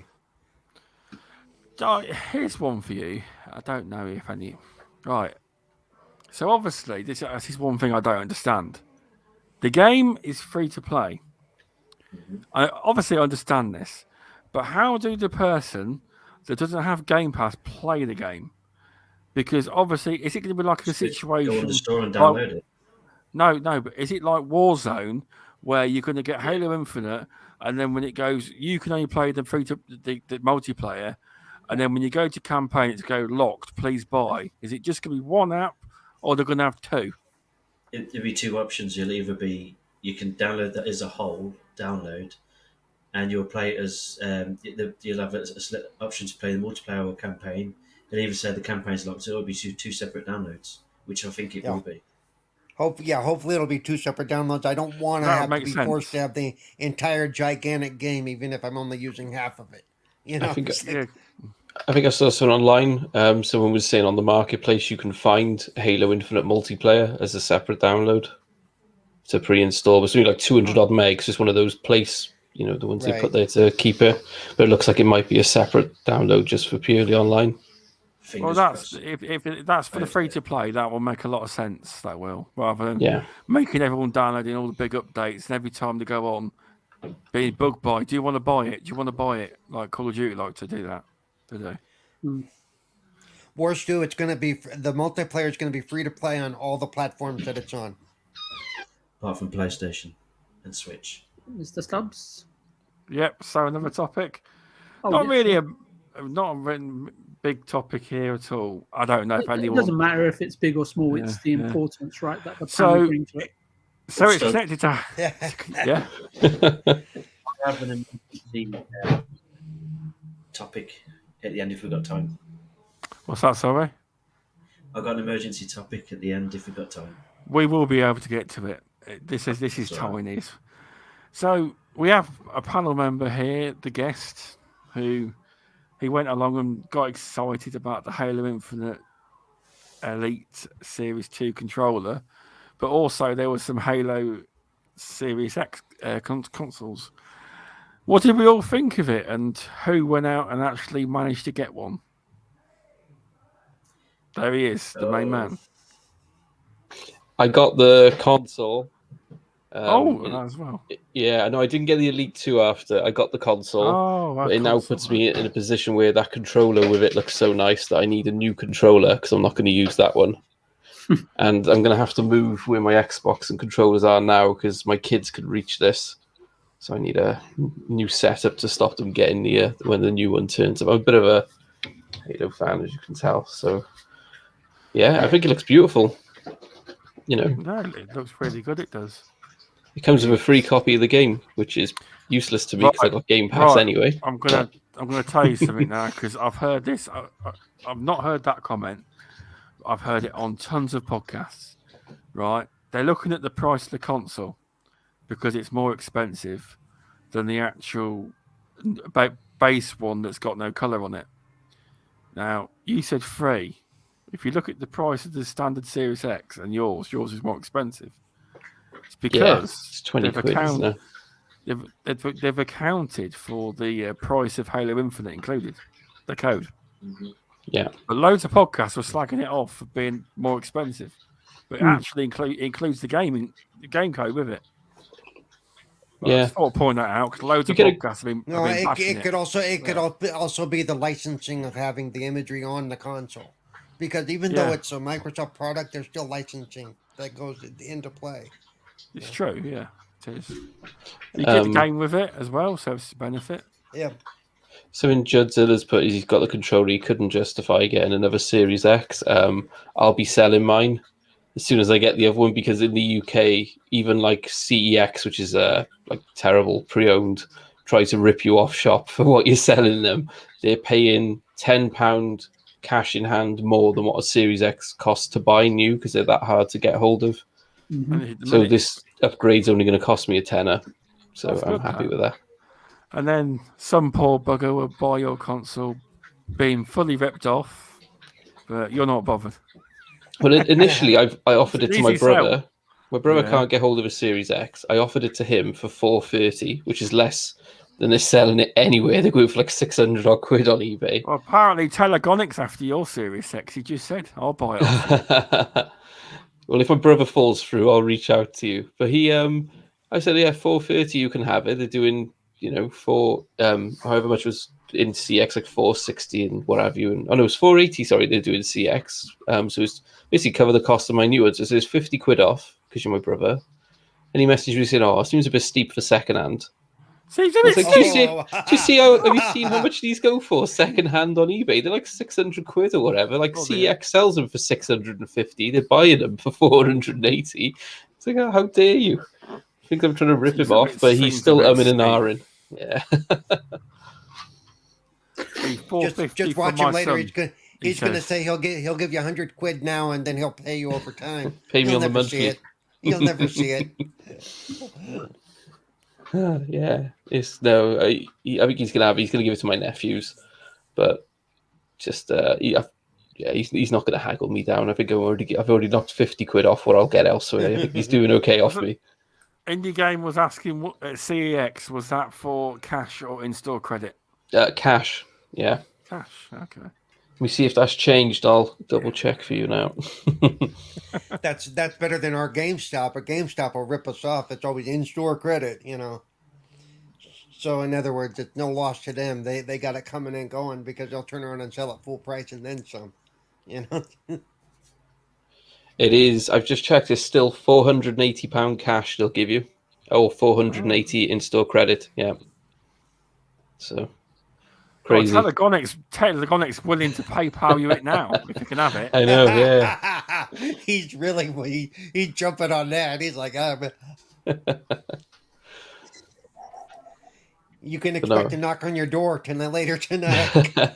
I don't blame them. They are hard to get hold of still. So, it's not easy. They are 700 quid apparently in CX in where all airtime lives. That's how much they cost in his town. In CX, wow. Yes, $650 online for them. Mugs are still paying it. I can't believe that. Seriously, when I was in London, I saw 5 PS5s in a row, unboxed on a shelf in a window, a bit like CEX sort of shop in London. £1,000 on it, was it? I wish I got out and had a look how much they were. Was that next door to the CD strip bar you were visiting? Yeah, I was too drunk to see the price. They turn them on. They see 5 in there though. Yeah, they turn them on next to the girls on the pole to keep them warm in the cold weather. So Sorry, Stubbs. Then Dell Boys dodgy deals. He said. They did just announce though. Speaking of because the controller's the Elite 2, isn't it? It's the last gen version. Yeah. They announced today the latency that they have in the newer controllers. They put it back to the old controllers, aren't they? Oh, apologies. Why? What are they doing that for? no, it's the zero latency patches are finally getting released to the other controllers, not just the ones. Oh, the old ones. Sorry. Okay. Sorry, yeah, I should have clarified. For all the old controllers are now going to be as good as the new ones in terms of latency. Got confused there, the way you said they're putting the new controllers back to the way the old controllers. Yeah, and if you've never felt the difference between the zero latency controller and the older controllers, you can tell. You can definitely tell. Because people with them Halo controls are going to moan if they don't get that update. Yeah, that's probably why they've done it. But I would like that controller. I don't think I could justify 180 quid for a controller at the moment. So. But I think I'll be honest, because Halo Infinite's obviously a 10-year plan. I know they say limited edition, but I would say that when they make a new version of that controller, they will over time have new designs and every so many years release new limited edition ones. I don't think this would be over the years and make new designs. I'm not saying they're going to knock them out every year, but over the 10 years, I think you'd be able to get a chance of getting various different colours and whatever, I reckon. I could be wrong, but just... Maybe for, the 25-year anniversary when it comes up, the 30-year anniversary, Yeah, because 10-year game, they could bring out... Or maybe when the stocks restore to normal, if they ever do, they could release more, couldn't they? The Gears of War's controllers are always excellent, and they're probably the best looking Xbox Special Edition controllers for me. So it'd be good to see like an Elite version 3 when they finally come out with a version of them. Yeah, it will look good. It will. But actually, this is not a topic, but... I think Tushi has muted himself. I think he's trying to speak to you. Gears of War 5... Gears of War 5 has had its last update. That's his last operate. It's done. It's not being updated no more. They have operations. That's it. It's the last update's been done. So they're moving on. They are. Does it make you think that Gear 6 is closer than what you think? No, it's not. Yeah. I don't know what's going on at Coalition. I don't know. They've just moved to UE5, haven't they? So it's going to take a while. They reckon they got this plan to keep the game going, but they're not going to bring out any more content. They haven't explained themselves. But the last update, it doesn't make sense. Well, they could be working on something else. The one thing about the studios underneath Microsoft, and we need to remember this, they help each other out. They could be working on one of the other games temporarily to help get it up and running or whatever. And we know a new Gears is going to come out at some point. And so it may be at its early stages. And maybe it's scripting and storyboarding or something. And they don't need a fully functional studio to work on those parts. Yeah, I don't know. You don't want to read the comments when you put the last update out on Twitter. You don't want to read the comments. Well, no, because most gamers are idiots. No offense to those of you in the chat. No, it's the well, put it this way, What Paul means is that all gamers are idiots except for the panel and the people in the chat. Yeah, that's right. I haven't played it in ages, but it is a shame that they ain't going to keep updating it like they were. But they reckon they got a plan. But that was the only thing keeping a lot of the gamers going. The new operations and new bits. That was the only thing keeping them going. It was a lot of them may move on now to play other games. But anyway, yes. Have any of you got any predictions for what you want to see from the PlayStation showcase tomorrow? I'm going to go straight to VJ because I know he's got a PlayStation. You got any predictions on what you'd like to see? Has he got one now? I don't know. He's not. He's got a PS4. I'm saying he has okay. played all the exclusives. Hello. You there? Oh, sorry. Yeah, I just shut off. I'm back again. Sorry. You got any predictions on what you want to see at the PlayStation show tomorrow? If you want to see anything. Who's the question to? You specifically at the minute. Me? Oh, Yeah. I think the logical side of my mind says Sony will focus on key software that drives and pushes hardware for the busy Q4 and their Q1 2022, Q1 2022 March being Sony's financial year end. And I'll caveat all this by saying I'm not sure if Sony's attending the TGS. I think it's at the end of this month, isn't it? So really? Yeah. Not attending? Wow. I'm not sure. I'm not sure if they are attending. I don't think they are. So if it's just let's just say that they're not attending, right? So I mean, there's been rumors about a remake or two, so maybe there's a remake going to be announced. You can imagine there's going to be obviously was it the game from Arcane Studios, Deathloop, and perhaps Tokyo Ghostwire. We might see an update on that. And perhaps a couple of unannounced indie games. I think Kenna Bridge of Spirits, that's pretty close in terms of its release, so that may get a lengthy presentation if Sony feel that the title's strong enough. And then I'm just looking at it. I mean, isn't it this time of year when they normally sort of show off a bit of Call of Duty? I think they've still got the marketing rights for the franchise. And obviously, I think I've noticed GT7 sort of being spoken about. And then you've obviously got their relationship with Square Enix. And again, I don't know if Square Enix are at this month's TGS, but we might get to see maybe a little bit of Unforespoken or Final Fantasy 16. Maybe even Final Fantasy 7 Part 2 is going to be announced, but that'll probably be at TGS because I think Square Enix are always there, so they potentially will be there.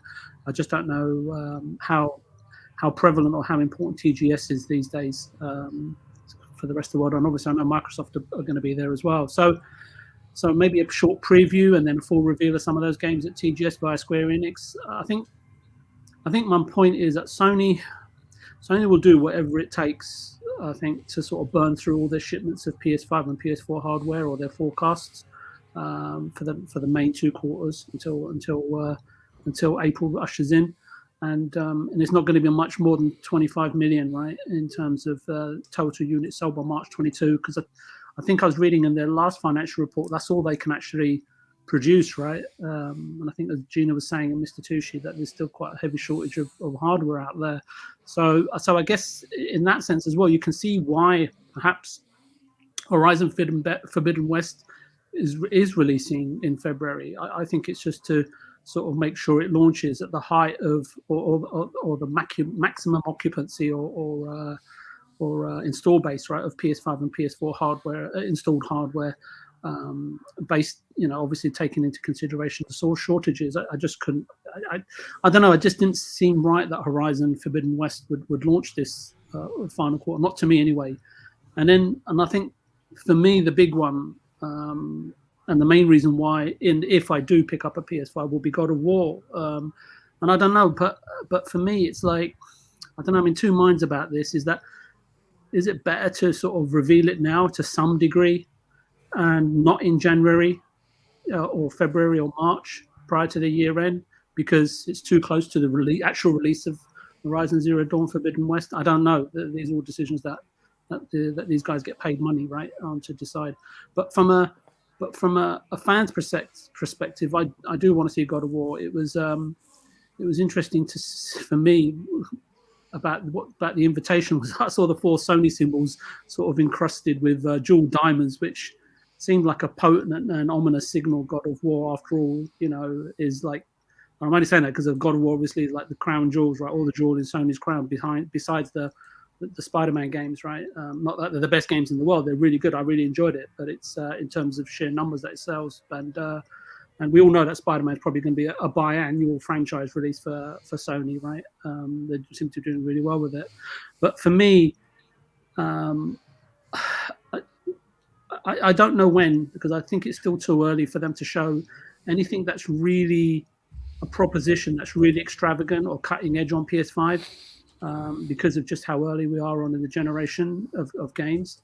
But for me, regardless of what they show, as long as Game Pass keeps hitting the heights with good content, which is sort of constantly refreshed by, whether it's sort of XGS exclusives or exclusives that they've bought or timed exclusives or even multi-format games that hit Game Pass day one, and obviously, not their own forthcoming sort of internal cutting edge games notwithstanding, which, let's be honest, both companies, we're probably looking like 18 months right from now to see what these systems can really do. And only when and if God of War comes out and it really is that much better on playing it on the PS5, not just in terms of technical prowess, but what else can they deliver on next gen to justify that $10 increase and no automatic upgrade. And the other factor is that I don't really want to pay $70 for a game. And I mean, I'm happy to pay 50 to 60, but because I still want to support the certain developers that that have kept me entertained for years. But right now, Sony, for someone who's bought an Xbox or is thinking of buying a system, I think Sony just have to show me a bit more. So hopefully they'll do it tomorrow, but I'm not going to put my hat on it. Yeah, no, there's a fair range of games there you've mentioned. Yep. Indy was saying, are you looking forward to Stray? I think Stray. I think Stray, I am looking forward to. I really like the initial trailer, and then I saw the longer trailer, and I don't think that trailer did the game really much good. I'd rather have not seen loads and loads of different backgrounds or backdrops or environments from them. That's more the case of what they were showcasing. I think what I might have just left a little bit more intrigue behind it. But yeah, it is one of the games I'm looking for, along with there's a couple of others as well, but I've forgotten what they're called now. But I'm too busy playing some other games at the moment. But yeah, yeah. Sorry, Stray was that the cat one? Looks like a cyberpunk world. Yeah, actually, that one. I want to see that one. That one to me looks like fun. And I think for Sony, they've got a really good system and they've got a really good value proposition. But I still see that, like Paul often says, look, system's good. All the hardware. There's not a massive difference between the power of the systems. It's not astonishingly different, but there's still some areas where Sony need to tidy up the machine and so on and so forth. And then perhaps in 12 to 18 months it will be my second system. But for now, I couldn't get a PS5 at launch, and I got a Series X, and I'm really happy with it. So, but it's always good to see sort of what studios are working on, because the most important thing for me, what I want Sony to do, is to show really what they're made of tomorrow as much as they possibly can to keep the Xbox studios on their toes. And I think then it creates a win-win situation for everybody. And I don't think anyone can really argue with that, right? And whether you like Sony or you don't like it and so on and so forth, they really do have a strong proposition which many people gravitate towards, and that's just the nature of gaming, right? It depends on what you want to play, it on, and what your preferences are. It's true. It's very true. It is. Anyone else got any opinions on what they want to see tomorrow? Mine's pretty much the same. I'm looking forward to that Ginna, the Bridge of Spirits. Ginna Bridge of Spirits, yeah. Looking forward to that one. That looks what that does. I'm not looking forward to God of War because I couldn't stand the first one. Well, not the first one, the last one. But you say that, but you model your appearance on Kratos, and that's what I just can't get my head around. That is what he's waiting. That's what he's waiting for. He'll be jumping up and down his chair when the trailer comes on. That's it. Yeah, I loved God of War, but that's just. Yeah. I'd rather watch Coronation Street than watch that fucking trailer. There you go. End up. I had a PS3. I played God of War. It's a fun game. I mean, I love the series, and I don't own a PlayStation right now, and I have no plans on getting one anytime soon, just because there aren't enough exclusives that interest me. But I Yeah. really do hope they show some really good stuff at the show. I mean, I want them to do well. Yeah. Some of the decisions they've been making as a company lately, but I want them to do well. It's really interesting. It's really interesting what Mr. Tushin, what you say, Paul, because I've been saying this a couple of times on Boom Show, and I've said it to Mr. Stubbs as well, is that for this month, for the last 2 months, I've had my eye on this month, and this month brings me Tales of Arise and Lost Judgment, the two games that I've been looking forward to play for a long, long time. And since I finished Yakuza Like a Dragon, I've just been playing sort of games like Limbo, Last Stop, which I finished both of those. I'm playing Man of Medan, and I'm playing the Narita Boy. Just these games that don't tax my mind so much, because these big open world games, you've got to know exactly what you're doing most of the time. And so I've been kind of taking like a diet approach to consuming games before I tackle these two big ones.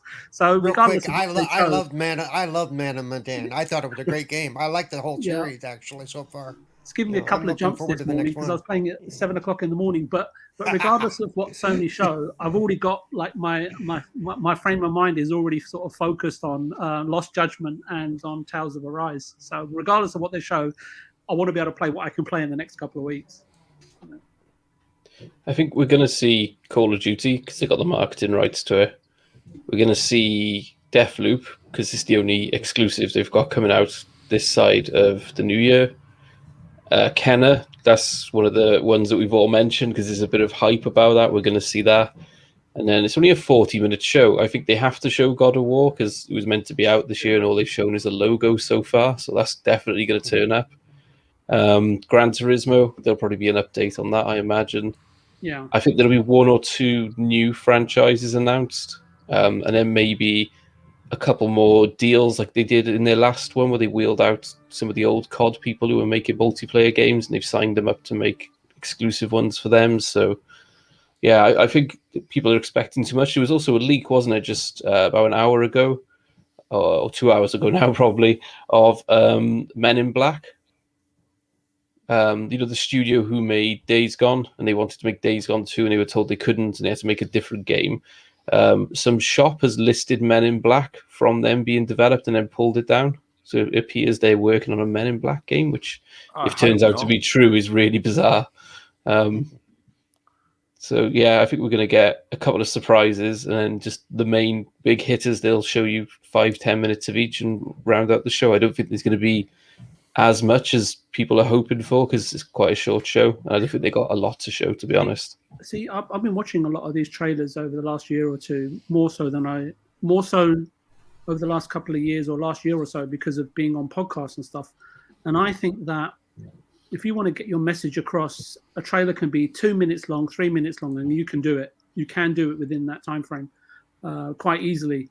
And so 40 minutes is more than enough time, but it's all about how it's curated. If you kind of get where I'm coming from, because I don't want to sit there watching a 5-minute trailer. I'll fall asleep after 2 minutes. So yeah, I think it's all about how it's curated. And again, to your point, if depending on the games that are coming imminently, like Call of Duty, GT7, I think is next year, right? Kenna Bridge of Spirits, Deathloop, I think you mentioned, Ginna. So yeah, maybe they all get a little bit extra time. And then the rest of it will be filled out with either what we know or perhaps a few surprises. And hopefully they get the balance right. And that's the most important thing. As I say, I just want to make sure they keep Xbox on their toes and vice versa. In terms of what we'd like to see, which I didn't mention, it would be a new Soul Reaver game or a SOCOM reboot and get them back out because those games are excellent. It's interesting. I think, and with Forza making a big splash, I think they need to come out with their racing game needs to make a big announcement soon. Like an open world competitor, is it? Yeah. Well, a test drive's coming out as well soon, isn't it? Yes, I used to love those games. Yeah. It was crazy back then when they were out. It's wild, wasn't it? I thought you were going to say it was going to be hard driving. It is hard driving. Did you ever play that in the arcades? I thought it was brilliant when it first came out. Hard driving now. You're too young. You're too young, Kratos, to remember. I think I'm a spring chicken. I think. As for GT7, I think you'd be lucky to see anything on that. PlayStation only talk about and show stuff off when they feel like it. They don't come out very often with them games anyway. Well, last trailer I seen, it didn't look very impressive. With GT7, I just hope they improve the way the game looks when you're driving. I've said it before. It's like when you notice this one thing in the game, you can't get your eyes away from it. On GT Sport, it feels like you're controlling the track, not the car. It feels like when you're steering, it feels like you're rotating the track, and it feels like you can see like the dome moving. I get exactly what you mean. Yeah. Do you understand what I mean? I do. What the fuck's this? It feels like you're spinning a disc instead of around the car. Yeah, like you said, like you're moving the track instead of the vehicle. You're moving the track to go. And then you get people saying fucking Gran Turismo is way better than Forza. So fuck off, man. It's fucking no, Forza's not like that at all. Forza's 10 times ahead of that fucking game. Yeah. GT Sport, I enjoyed it. It's nice getting that Gran Turismo feel from the old days, but because I used to like the older ones, like Gran Turismo 1, 2, and yeah, I just think that Forza's just got the balance right across the board. It's just hit that sweet spot, and anyone can get familiar with the game and enjoy it. Where GT, I don't know, I haven't played GT recently since the first PlayStation 1 and 2 games, but would you say it's just that little bit more technical, that not everybody can get to grips with it? I don't know. It's just a question. BJ, do you want to try it? See what I mean? So I can send you my account details and you can download it if you want to try it. Your bank account details, right? If you want. They're on there. VJ. Easy if you just put them in chat. Does that include your mother's maiden name? Does that include your mother's maiden name, Tushi? I'm just. Do you need the number on the back of my card as well? What street did you grow up on? VJ, Jago knows exactly what you're talking about. Yeah, hard driving. Oh, well done, Jago. Yeah, I mean, he says he used to play it in the arcade. Yeah, when was hard driving out? Are we talking 90s? Late 80s, 90s, yeah. I mean, when I saw, you have to understand, right? I was playing Super Hang-On at the time, right? And I thought that was the bee's knees. And then Hard Driving came out. And I was like, what the hell? I was a sperm halfway through the 80s. Yeah. Oh dear. I was graduating high school halfway through the 80s. Y'all suck. Okay. Actually, yeah. And then when Road Rash came out, Super Hang-On was in the bin. So yeah. Have you got a mini topic? Tushi, didn't you say you wanted to mention something? I think I ruined it from earlier. It was the announcement of the low latency on the controllers. Oh, was it? Oh, okay. But we've already discussed it, so it's all done. Okay. Apologies. No, that was the only thing stopping me from using my Elite V2, because I've been using the Series S controller. But I've only been using my Elite V2 because it hasn't got the low latency, so because you can really tell the difference when you're used to it. So now it's coming out. I sold my Elite once I started using this. Once I started using the Series X controller, I couldn't go back to the Elite, and I ended up selling it. And yeah, it's a massive difference. Weird, doesn't it? Yeah. I saw somebody. Oh, Indie Gamer saying he loves Super Hang-On. Yeah, I paid like 55 quid for it on the Mega Drive. Oh my goodness! I've got that. $65 or $70 at the time to play it on the Mega Drive or the Genesis. Super Hang-On. That was the one in Mega Games 1, wasn't it? Yeah, I'm talking about when it came out originally on the consoles. Yeah, it's even in fucking hell. What's the fucking game now? Shenmue. Shenmue, yeah, in the arcade. Shenmue 1, you could set it and ride it, couldn't you? Crazy. I had it on the Master System and then the Mega Drive. So yeah, it's an old game. Judzilla delivering the shots. Forza games actually released, so that's a bonus. Yeah, I'm looking forward to Forza 5. It's incredible. Like in the blink of an eye, it's going to be released. Oh, do you realise how many photos are taking that game? I played a bit of Forza 4 the other day, and And I was about to message you because I was saying I couldn't figure out. I still haven't figured it out. I'll message you about it later. But yeah, I was just really enjoying my time with it. But then when I look across to like what Forza 5 looks like, it may just be because it's set in Mexico, somewhere completely different. And with hindsight, even though we wanted it to be in Japan, I think Mexico was actually the right choice. Given everything they've been able to do with the environments and the lighting, it just, because if you think about it, the weather's probably similar to Scotland in many regions of Japan, right? Given where it sort of aligns up on the equator, along the equator. So yeah, I think it's going to be really, really interesting when Forza 5 comes out. For a second, I thought you were going to say the weather's very similar in Scotland and Mexico. No, Yeah. no. In some regions of districts and regions of Japan, as it is in Scotland. The one thing I'm going to say about what they've changed in Horizon 5 to Horizon 4 is it's kind of weird to say, but they've discovered the wetness in the graphics. It's like, because Forza Horizon looks dry, doesn't it? You know what I mean? It's like, especially in the summer, everything just looks, all the graphics just look like it's dried out. I can't explain it. It's no. I am looking forward to Forza 5. I'm sure you are, Mr. Tushi, because whenever we talk about Forza 5 on Boom, I always mention you. I do hear my voice, my name occasionally. Yeah, in Take relation my to fucking Forza. face off the screen. In relation to Forza and Mackie D's. Yes. Oh. He turns it off because it's front of my main screen. Welcome to the Graphic God. Thanks for stopping in. Appreciate it. And he Thanks for says, stopping in, "What's Lady up, Foxfire. Timmy?" It's Timmy.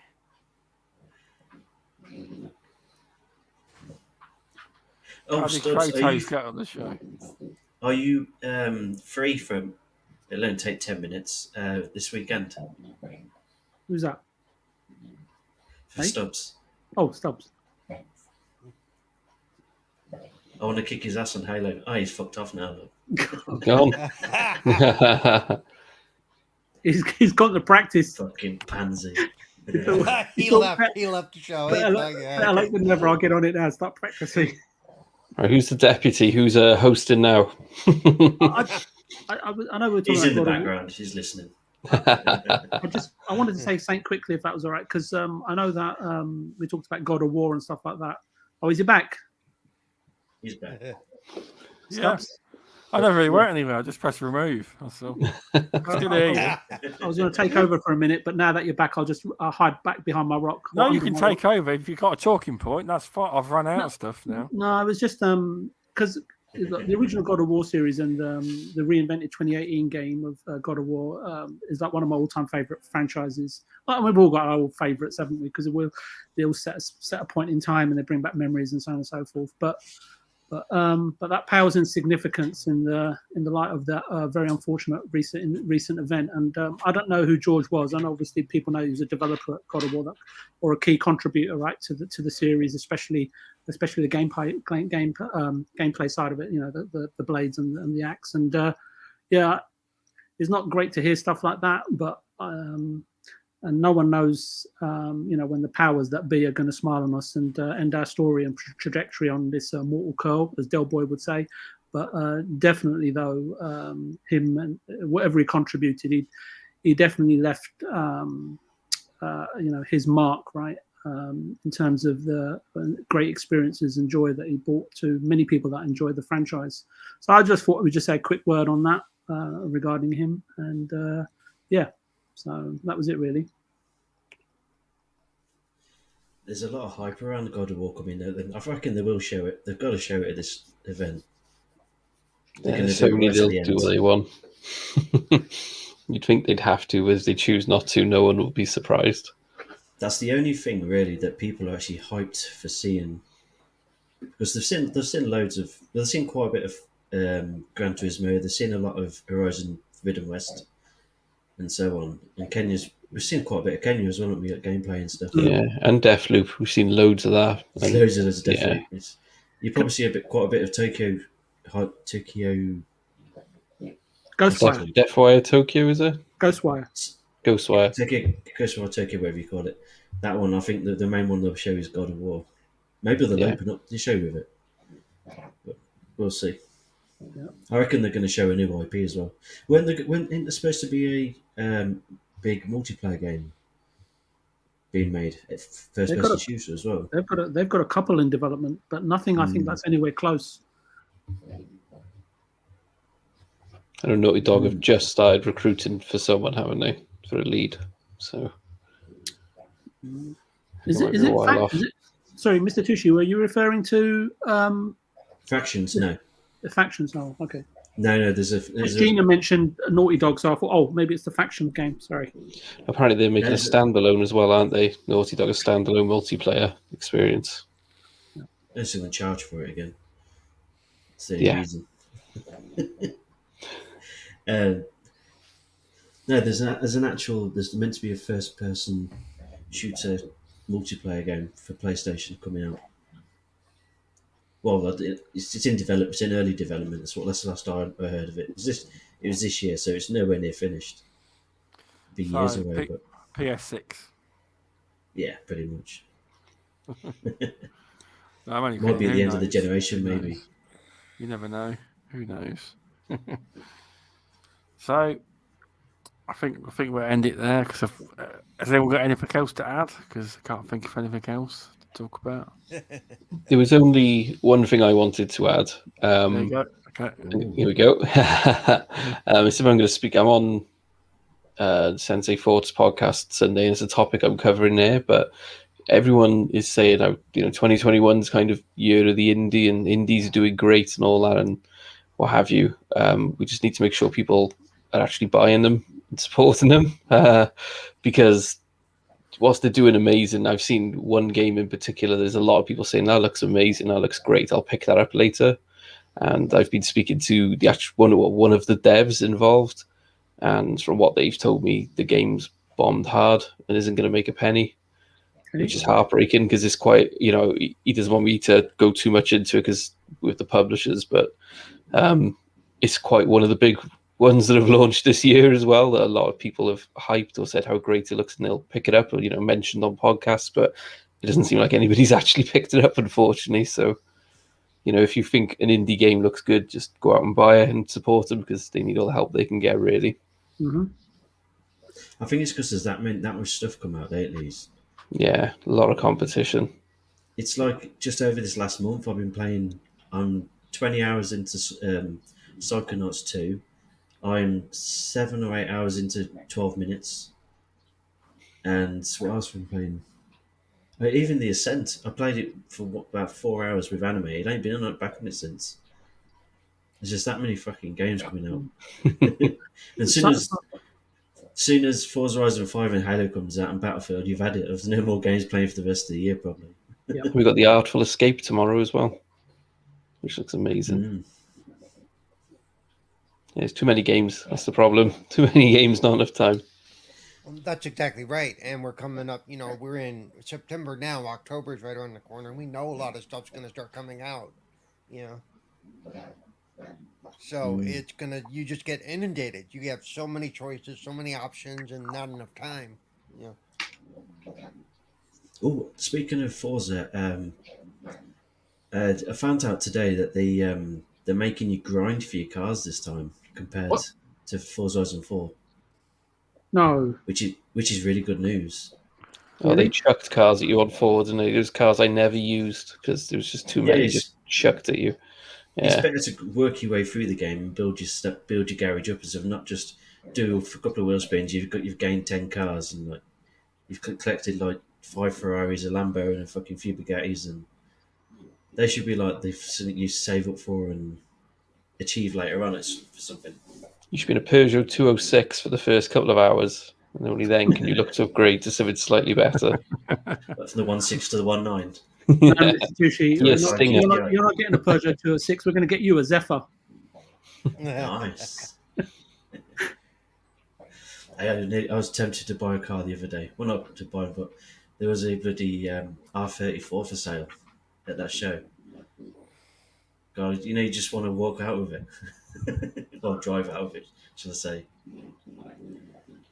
I've got a weakness for cars, that's all. You did see a lot of nice cars at that place. I have to ask the question because it's only to sort of identify the fact that we all play very, very different games. But is anyone else looking forward to Tales of Arise this week or Lost Judgment later on in the month? No. Okay, Not me. that answers the question. Yeah. Lost Judgment when they eventually get there through playing the other Yakuza games, but it won't be. It's Lost Judgment another Yakuza game. It's the offshoot, the spin-off. It's not really a Yakuza game. It's just set in the same world. Got you. Well, I'm still only an hour into Yakuza 0. You might finish the franchise in about 37 years. He's meant to be leaving, though, isn't he, VJ? So the rumours say. Hey, I don't know. I wouldn't read too much into it. Obviously, you know. I think he's after a pay rise, mate. I do. Tactic to get a pay rise, a better deal. It'll be the agent, right? So yeah. But, I really enjoy the series. I'm really looking forward to it. 2 brilliant Japanese games. So I sort of gravitate to Japanese developers and publishers, anyways, as a force of habit. So I'll have to have a look into those games that you mentioned because I haven't really looked what's coming out really. But there's a demo for Tales of Arise, so you can try it for free. The demo is really great. I'm just too excited for Forza Horizon. So yeah, I don't blame. That's my number one. I don't blame you. And obviously, no show's complete without mentioning Silk Song. Yes, where's Silk Song? Where is it? Where the hell is it? Just imagine the fun I'm going to have in that designer playground thing. You know, you can make your own races and stuff with the the bowling pins and stuff. I'm going to make some stupid races. Oh look, I've at least got one comrade in the chat, Masuko. He says he's interested in both and is going to pick up Tales of Arise first. I don't blame him. VJ, did you see Mossbag's recent video? I did. I watched it, and I saw the little clipped sequence with the indie gamer giggling and being mentioned, and yeah, it was incredible. And I saw my little icon there, and I didn't say nothing, and I was really sad. But yeah, I saw it. So congratulations, indie gamer, you deserve it. Yep. You do. Done well there. And yeah, I'm really looking forward to Silk Song. I suppose many people are really just surprised. I mean, what's Silk Song? Is that one? Looks a guy playing a guitar while he's running around. It's a sort of a follow-on spiritual successor. He's taking the mickey. Look, you can see his face. Hollow Knight. That's the Artful Escape tomorrow. The guitar playing one is all psychedelic and yeah. I swear I played a game like that on Game Pass. Hollow Knight is a follow-up to Hollow Knight. We played music. So yeah, follow-up to Hollow Knight. Yeah. Welcome, Fastback. Thanks for stopping in. Hope you're doing well. I always feel bad for people who join in right at the end of a podcast. It's like, hi, bye. No, he's been here for a little bit. I'm just trying to get an edge in. Anyway, thanks for everyone for stopping by. There's been quite a lot of people in chat today. I know it's been a few weeks since we have done any shows, but I went on holiday, had a break, and then I got COVID-19, and I got over COVID-19, and we're back now. Yeah. Thanks for coming on the Ginna. Can you tell everyone where they can find you? Yeah, sure. So I'm the Ginna on YouTube. I'm at the Ginna Gaming on Twitter. That's the name of it. I forgot what it's called for a second there. I'm on it all the time, so I should know. And I'm also on the XBL Party podcast every Saturday. I'm a permanent member on there. Yeah, thanks for having me on. And as a fan of the show, it's good to see you guys back as well. I really appreciate it. In fact, thanks for coming on at last minute. I know it was quite short notice, but you got the approval to come on, which was good. It was. I had to miss Married at First Sight for this, so, sacrifices were made. Thanks for coming on, Cerebral Paul. You tell people where they... Well, actually... I don't know if you can tell because there's that many places now. Maybe Yeah. Like comfortable chat everywhere. the best way to do it is follow me on Twitter, Cerebral1. Hmm? I am on YouTube and I am on Twitch for my own channel. As for the shows, Twitter. I will say tomorrow night I'm the newest member on the Four Guys or 4GQ TV. So join us there tomorrow night for my next appearance, and then of course on Friday I will be at Community Game Night. Saturday I co-host Community Game Night. There you go. I'll leave it at those. We'll leave the rest off the list for now. No, Is there any thanks games for that. announced yet? Yep. Paul, is there any games announced?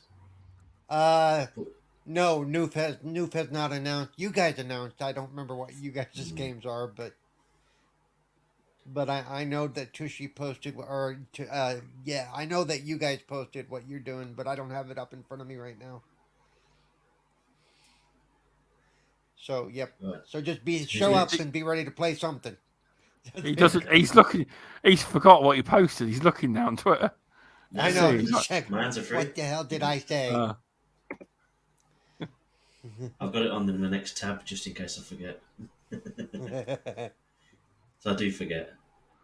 And Jago is saying you are the newest Retro Renegade as well. Yep, I am the newest Retro Renegade and part of the Gamers United Guild now, officially. So, congratulations!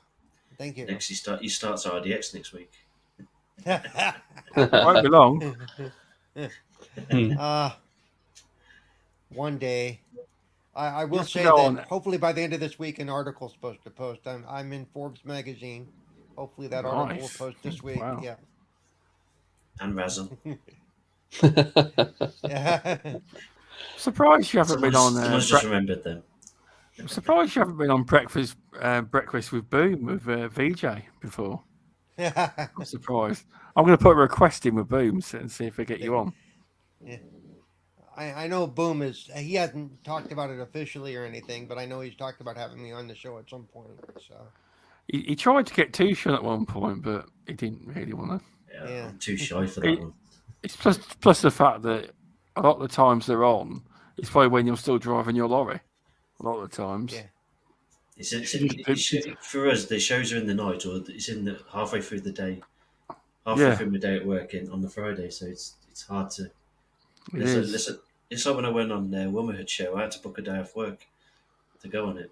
Yeah, I used to be able to go on. Obviously, I used to go on Retro Renegades a lot when I broke my knee, and now I'm back at work. I just can't do it. It's from like 1 midnight till like 2, and I loved to go on Retro Renegades, and it was fun, but I just can't do it because I've got to get up early for work in the morning. But if I'm ever off, I'd like to go on there. But I see what you mean, Tushi. I love Retro Renegades because it's just a bunch of the guys, people hanging out, having fun. There's really no show to it. Yeah. Oh, it's not really what you call. Do they get offended if you call it a podcast? It's basically an Xbox Live. It's basically like an Xbox Live party chat. Yeah, basically. It's a party chat. Yep. So, thanks for coming on, VJ. It's been another good show. It's good to have you back on again. Sorry if I was going off topic a little bit today because I often do, and I don't even know if I like it. Questions. But I was just going to say, I was just it was interesting the Mossbag video that came out. It really stoked the fires for me in terms of anticipated games because the amount of time that they're taking in a good way, right? And in terms of the development of the game, because the game came out I think in February 2017, so they've been working on the sequel ever since. And I think Indie Gamer might be able to correct me, but they did say that because they're such a small team, they're already sort of working remotely, and I think it's a team of 3, so COVID didn't impact them that much. But I think that quietly everybody's expecting something really special this time around from Silksong. Not saying that Hollow Knight wasn't special because it really was. But, I think they really are a talented bunch over there at Team Cherry. And hopefully, along with Masuko and with Indie Gamer and anyone else who's completed Hollow Knight, which I think is a prerequisite, will appear on quite a few Indie Gamer shows because I think there'll be a lot to talk about when that game comes out. There definitely will be. And you'll be on there talking about it, hopefully. I don't know about that. I'm not really. I played it. I really enjoyed the game, but I'm not an expert like some of these guys are. It's incredible how much they know about the characters, the lore, the design, how the game was created. It's got if you don't know, you only have to go on Steam, as Indie Gamer would say, is just look at the number of reviews. Not only the number of reviews, but it's extremely positive, and there's very few games that have got that kind of prestige or credit behind them. It's quite phenomenal. And again, the Mossbag video that came out, it wasn't really giving any special news, but within a matter of hours or days, it had nearly 500,000 views. So I bet Indie Gamer nearly fell off his seat when he seen he was in it. Yeah, definitely. And but there's a lot of games out there that I don't play, and I wonder how come these games have got such huge followings. And but fortunately, I'm a big fan of Hollow Knight and Silk Song, and Hollow Knight franchise in general. It's as I say, it's there's so many gamers out there, so many games, as Paul was saying, but there's so many gamers out there now as well,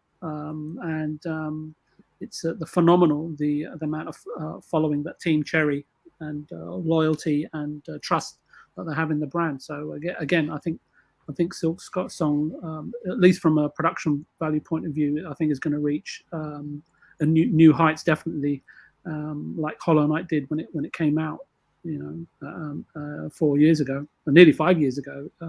Give it another till February 2022, it'll be 5 years. So yeah, I think the intensity is growing for that franchise day by day. But anyway, I think you've got to go to bed, so I'll just shut up.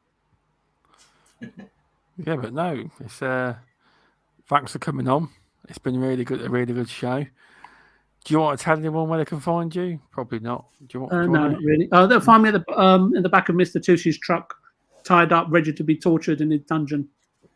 On the other side of the glory hole. Is that no comment? That's a bit vivid for me. I'm still in shock. So. Next to some scared-looking teddies. Yeah. There's an image I did not need. Okay, that's it. But no, thanks for coming on, everyone, and thanks for people in chat. And Jago, the current ones are actually on Spotify, bar this one. I need to, if you want me to let me know if you want me to upload all of the Midweek Gamings to Anchor. I can. I just need to do it. Sorry, I just wanted to say, because I think Masuko's like somewhere in Central Eastern European time, so I think he might still be listening. I just wanted to say that thanks for staying up until what, like 1 a.m. or something, or post 1 a.m. to listen to your show. Yeah. So I don't know. Thank you. I didn't realise it was that late. He was on this late with me last night on Division 2. Really? But anyway, thanks for everyone popping in chat and listening live. Jago, it's always good to see you coming live. And Indie Gamer, and it's Timmy back from the dead. I'm not going to do everyone. I can't get through. Fastback, Judzilla, and everyone else. Thanks for stopping in. And I'm trying to remember. Yeah, I've done everyone's outros. That's it. Anyway, thanks for watching and staying up late. Definitely, Masuku. I didn't realise you were up that late. 2 a.m. Get to bed, Masuku. Now, get to bed. Need to go sleep. Anyway, thanks everyone, and we'll see you next week. Bye-bye.